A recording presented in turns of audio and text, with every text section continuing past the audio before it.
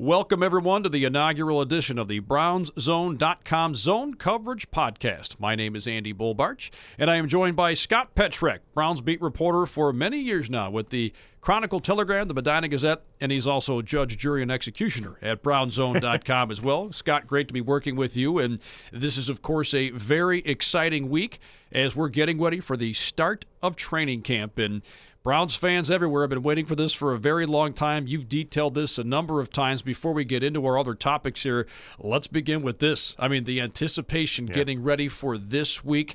This is perhaps the most highly anticipated training camp in, you could argue, 30 years.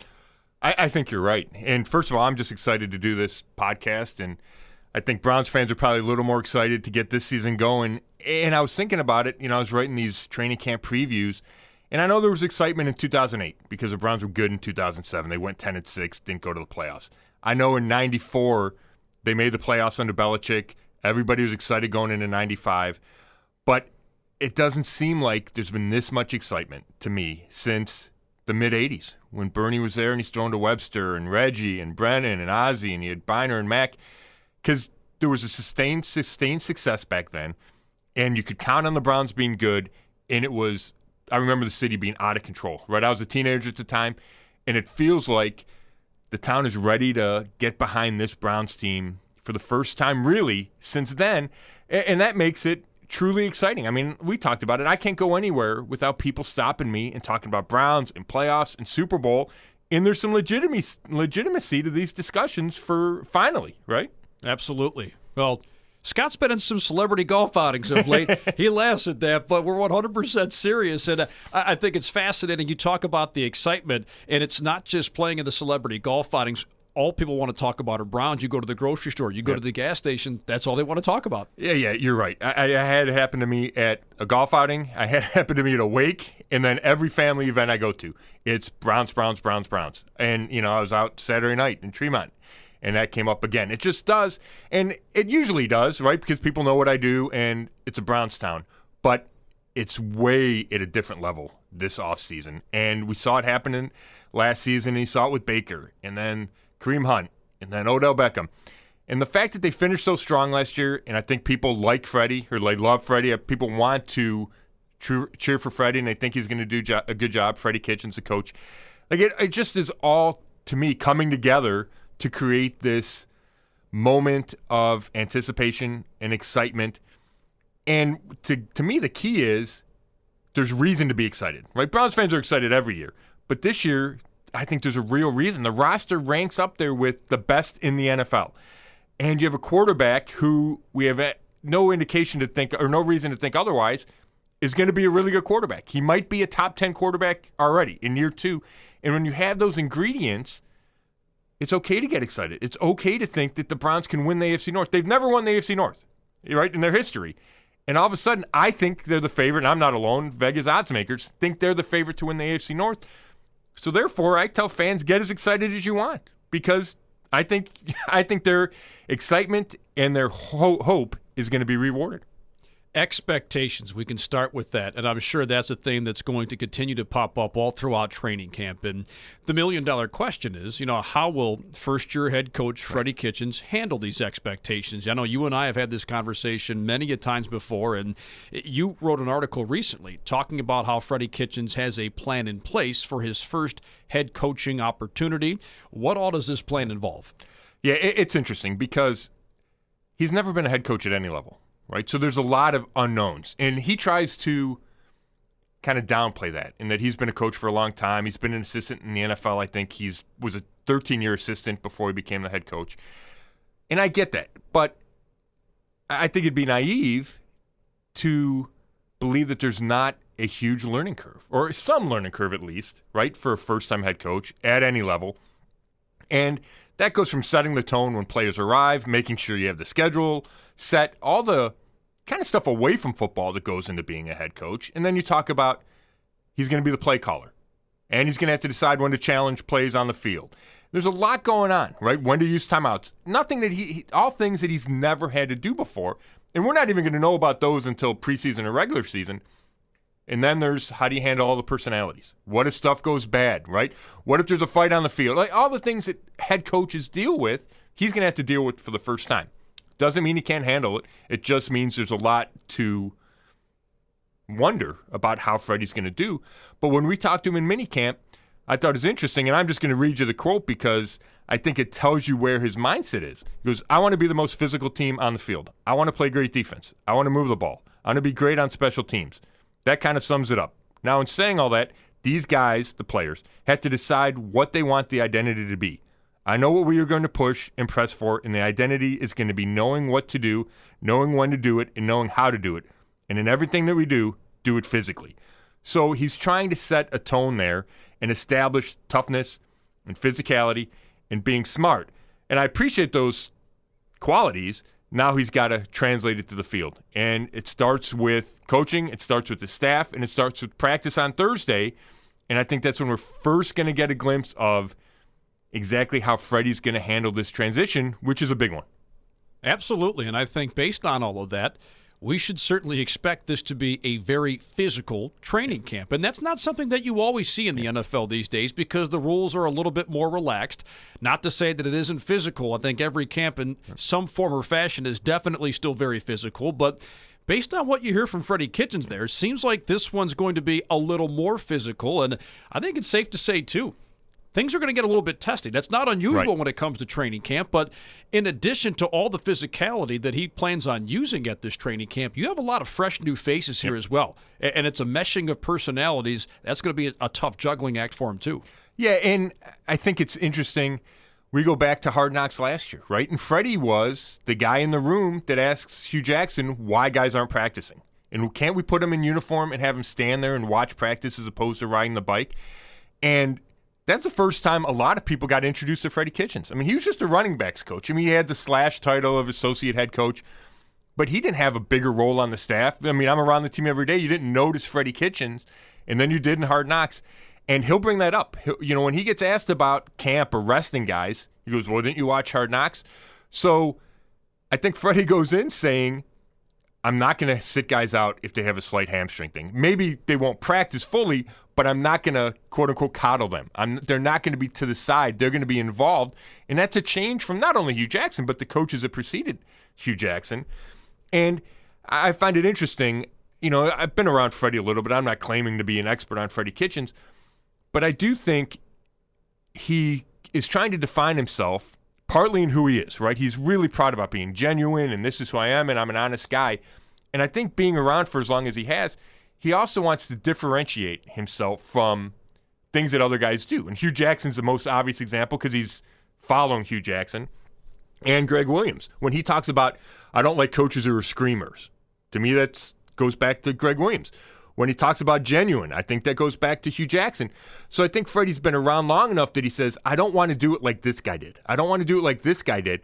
And I think we could argue whether or not that's great or not, whether you should just have your own philosophies. But I think just as a person, you develop things. You look at a guy and you say, hey, I don't want to do it like that guy does, whether it's your boss or your dad or whoever.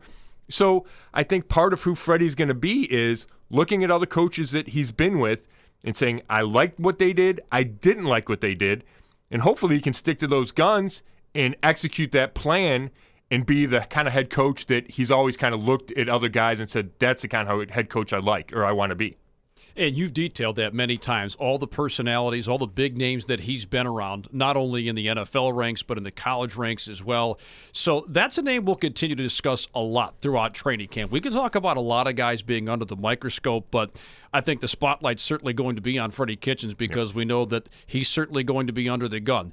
You wrote an article recently, too, talking about the 5 things to watch for as training camp begins. I want to give you a chance to elaborate on all 5 of those, and I'm not sure if you have those in any particular order or not, but there's a lot of excitement here, and I think we're watching for a lot of different things, but you spotlighted 5 in particular. Yeah, I started with storylines, and I'm going to have battles to watch and players to watch, but just storylines, which to me are a little different than the position battles and the particular players to keep an eye on. I think it starts with the Duke Johnson-Baker Mayfield relationship. And last time we left the Browns, last time they were together as a unit was minicamp. And Duke shows up and he says, yeah, I want to be traded. These fences can't be mended. Get me out of here. And Baker watches the interview, stands there behind the media, watches him say that. And then we talk to Baker and he says, Any awkwardness is self-inflicted. You're either on the train or you're not. And those are shots at Duke. And it didn't go over well with some of the guys in the locker room. I think Duke has built up, because he's been here, for years now, he built up relationships inside the locker room.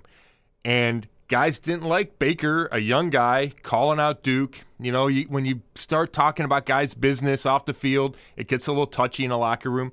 So I want to see how that goes. I want to see Baker, I don't know if he apologizes to Duke. Does he pull them together and say, hey, we're in this together. As long as you're here, we're in this together.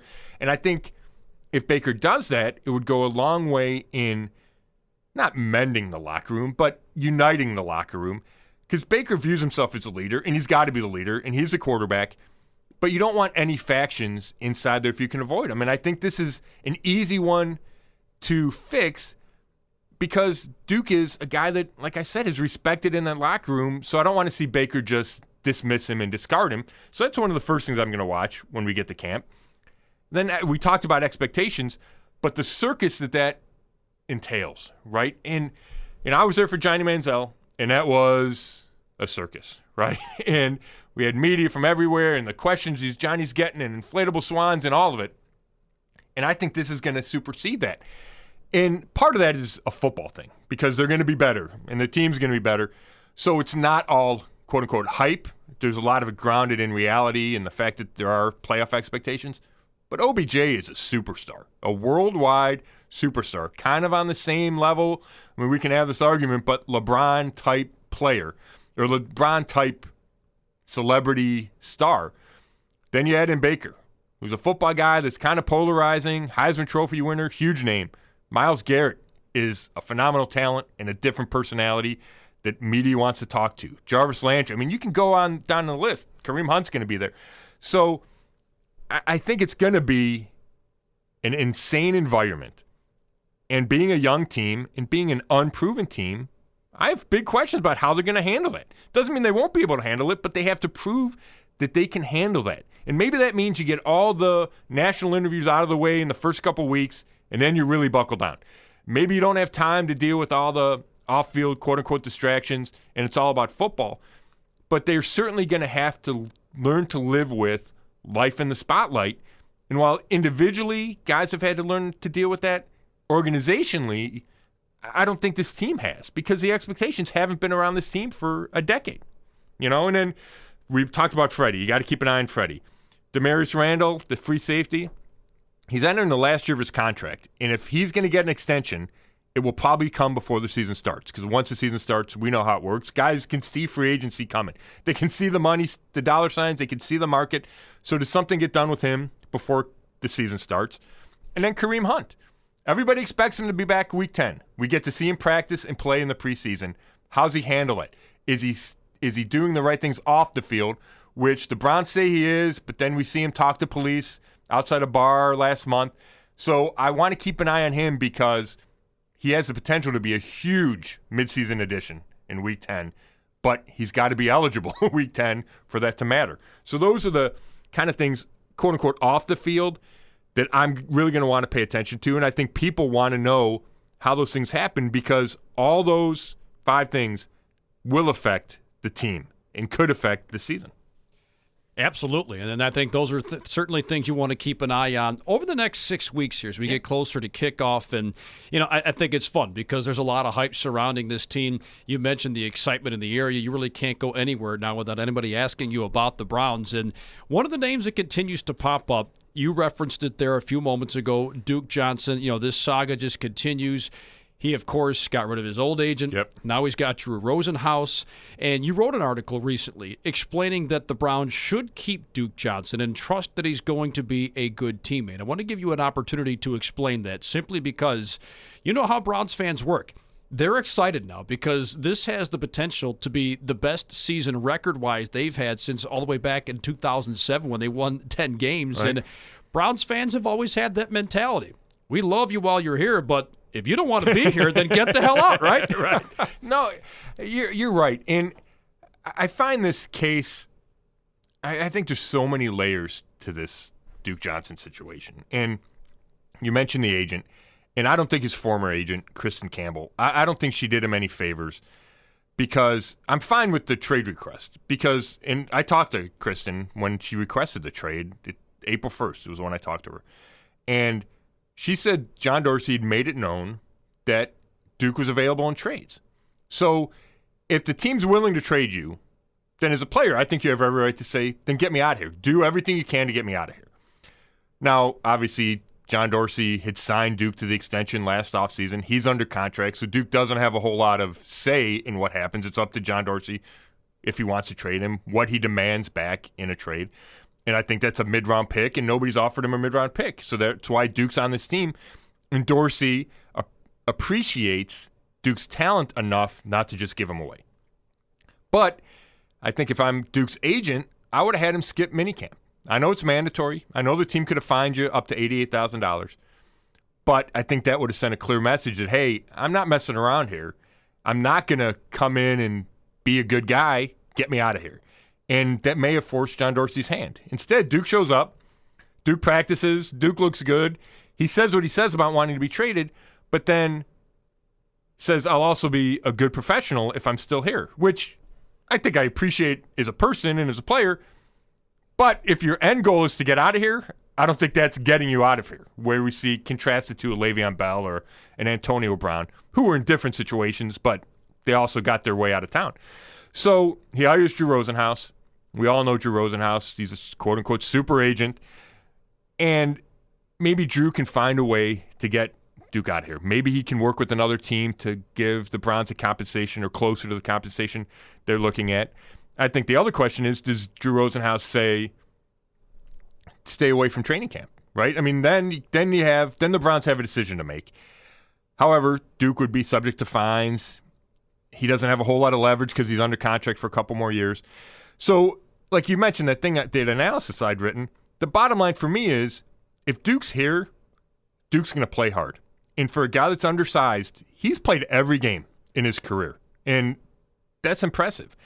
And I like Duke's personality. I know he can be moody and he can pout a little bit, but that, to me, that doesn't show up in practice. It doesn't show up in games. And if you know a guy's going to play hard, you know he's talented, you know he's productive, don't just give him away. And I've changed my mind on that because first it's always a distraction. And now I think you have to keep him. I don't love the running back depth until Kareem Hunt comes back. We talked about it. I'm not convinced Kareem Hunt will come back. You hope he is, but how can you be completely confident? So therefore, I would hang on to Duke. I would trust Duke to be the good teammate and the good hard worker that I think he is. And then if you get a great offer because somebody gets hurt, trade him. If you get an offer at the trade deadline because you know Hunt's coming back, trade him then.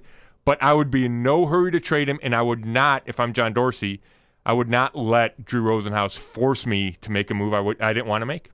Couple of things come out of that. The first question I have is, with Drew Rosenhaus as his agent, how much do you think that could potentially streamline this entire process? I think it has a chance to do that. I really do, just because of Drew's reputation. He's worked with John Dorsey before. He's got other clients on the Browns. So I think that has a chance to move this along. And like I mentioned, I think because of Drew's contacts within the league, maybe he can help facilitate that trade. But again, I just don't see John Dorsey caving to Rosenhaus's demands. But it'll be interesting because maybe he feels like that holdout is the chip, kind of that last chip he can play.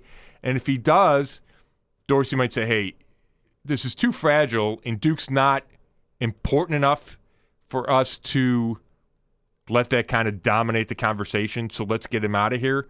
But I've never seen, in talking to John since this Duke thing started 3 months ago, I've never seen him inclined to move that way. I think he's looking for the compensation he wants, which is that mid-round pick or a player, and until he gets it, he's not going to move him.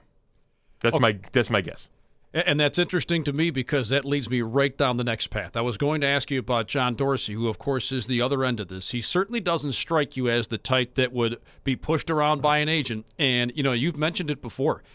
From the first week of the season through at least the 8th or 9th week, maybe even a little bit more than that, Duke Johnson's going to play a pretty important role on this team. How much value is there to the idea that they're going to hang on to him, and if he performs really well, Well, the compensation package is only going to go up. Yeah. And, combine that with the idea that even though there is this existing relationship with John Dorsey and Drew Rosenhaus, again, Dorsey just doesn't seem like the guy that's going to be pushed around because he can always play the card. Look, you're under contract, right, and if you decide you're not going to play, well, those fines are going to add up pretty quickly. Right. Well, I think that goes a lot into it. I really do, and it's all about leverage. And I just don't think Duke has enough leverage. At least that's my opinion. He's under contract, I think it's for 2 more years, and it's good money for a running back. And it just doesn't feel like he's at a spot where he's not a superstar, that if he stays away from camp, does it really force John Dorsey's hand to do something? And I don't think it would. I think Dorsey's in a spot where he can take a hard line and say, no, we're going to fine you, and when you decide to come back, you're going to come back. And I don't know if Duke's got it in him to sit out for all of training camp and all of the preseason and lose all that money and not be in shape and then hope he winds up with the team week 1. And then what's he going to do with that new team, right? Because he hasn't learned the playbook. So I think it's a really tough spot for Duke to be in. And I think his hope would be, not that he's hoping for someone to get hurt, but an injury with another team creates a big need, and that team's willing to give up something that the Browns want. To me, that seems like the scenario where everybody can live with it. Duke gets to go somewhere else. John Dorsey gets back. Maybe it's a running back he gets back. Maybe he finds a team that is unhappy with their running back, and you can make a swap, and therefore there's not a big enough drop-off, and therefore, okay, it's worth it for us. We can live with 8 weeks as this guy's the backup to Kareem Hunt. Because to me, that's the elephant, is who's going to back up Kareem Hunt, who's going to back up Nick Chubb until Kareem Hunt's eligible? Dontrell Hilliard, the Browns coaches can say all the nice things they want about Dontrell Hilliard. He's not ready to be your starting running back, in my opinion. I've not seen enough. He was an undrafted rookie a year ago. I know Duke could play for 4 weeks as your starter, and you'd be fine. I don't know if I feel that way about Dontrell Hilliard. So until you have a guy that can step into that role in case Nick Chubb gets hurt, I think that's why John Dorsey would be so reluctant to give in to those trade demands. Certainly seems like that's going to be a saga that'll be, fascinating to follow in the coming weeks for sure. Well, I know this week you'll be extraordinarily busy with training camp getting going. You already have a lot of things lined up. What kinds of things should we be looking for from you over the next couple of days here as we get going with camp? Sure, I'm going to have battles to watch, and that starts with right guard. We all assumed Austin Corbett was going to be the starter when Kevin Zeitler got traded for Olivier Vernon from the Giants, and yet we show up for OTAs. We show up for minicamp, and it's a 3 or 4 way battle for that spot. And guys it's a rotation at starting right guard. So we need to see if Austin Corbett wins that job, and if he doesn't, it's a huge disappointment because he was a number 33 pick in 2018. He's supposed to be starting, and they cleared a spot, and if he doesn't, that's a big deal. Kicker. I know how much you love to talk kickers. Oh, yeah, we all do. But there's a kicker battle. Do they hand it to the draft pick, the rookie Austin Seibert, who hasn't shown a lot, was inconsistent at best in the offseason? Do they give Greg Joseph, the incumbent, who was up and down as a rookie but I thought showed promise, do they give him a real shot to win the job? We don't know that. Punter, there's a battle. Now, obviously, when you have the talent that they have on this roster, the training camp battles aren't like they used to be, right? We used to have battles for every spot or, 25 spots and starting spots across the roster.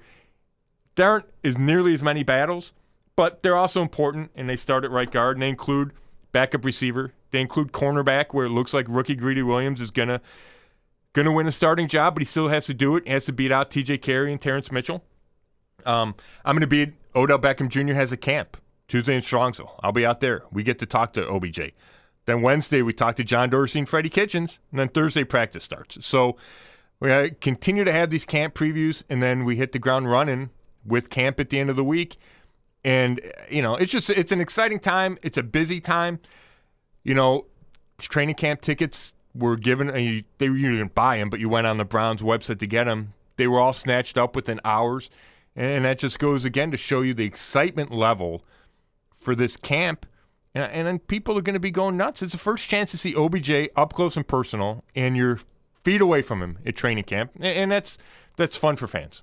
Yeah, that's a lot of fun for fans. Well, before we close out the inaugural episode of the BrownZone.com Zone Coverage Podcast, Scott's quite the golfer, and the extreme heat did not keep him off the fairways, I don't know, about 4 or 5 days ago. You went out there last week at the end of the week in the 90-plus degree heat on consecutive days, my man. So we're all wondering, what was the shot of the week for you? Man, I'm trying to think. I almost chipped in on 18 at Pine Hills on Friday. That would have been a good one, but it flipped out.